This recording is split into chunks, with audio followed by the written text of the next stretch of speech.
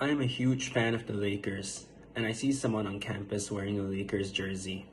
I somehow automatically like this person and have positive feelings towards him.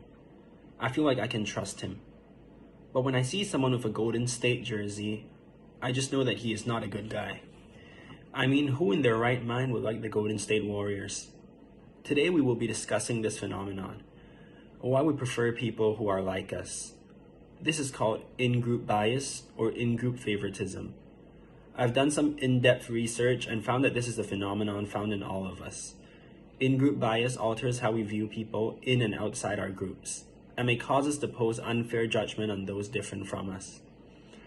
Today we will learn about what in-group bias is, how it can be harmful to those in the out-groups, and what we can do to combat our favoritisms.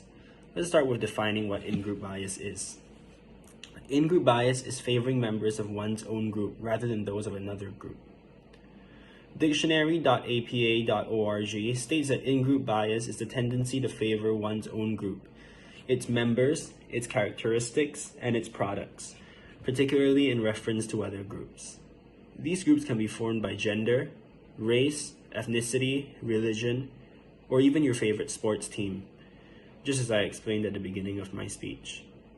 According to Scientific American, in 1970, the first minimal group study was published. Henry Tajfel and his colleagues were surprised to find that people gave more resources to their in-group members even when the groups were based on highly superficial dimensions, such as the tendency to overestimate or underestimate dot arrays or an interest in abstract art. Since then, psychologists have shown over and over again that even under the most minimal conditions, people more positively evaluate their in-group members, allocate more resources to them, and hold stronger implicit favoritism towards them. But in-group bias goes beyond kindness to our in-group. It can also spill over into harm towards our out-group. In-group bias can be harmful and can encourage segregation and prejudice. Another famous study illustrating in-group bias is the Robbers Cave study, conducted by Muzaffar Sharif. In this experiment, 22 11-year-old boys were brought to a mock summer camp and divided into two teams, the Eagles and the Rattlers. The teams were separated and only interacted when they were competing in various activities. The two teams showed increasing hostility towards each other, which eventually escalated into violence. Sharif's study is often seen as a demonstration of how group identity can become the foundation for conflict. In a study done by psychologists Shelton and Rickson in 2005, they found that people remember more positive than negative information about in-groups and are more critical of the performance of out-group than of in-group members. They also believe that their own groups are less prejudiced than out-groups.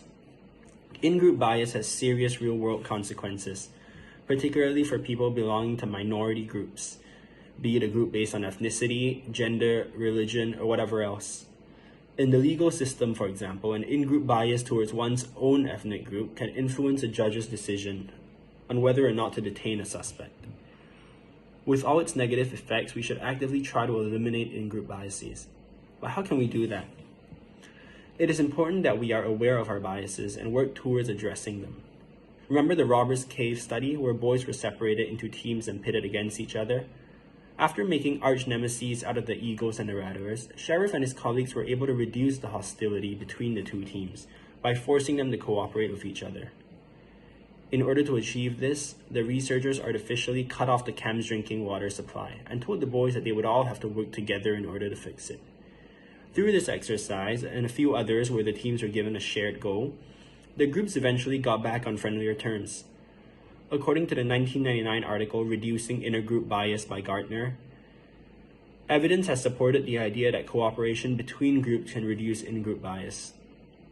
By interacting with an out-group's categorizations of others can expand to include out-group members in a new superordinate group identity.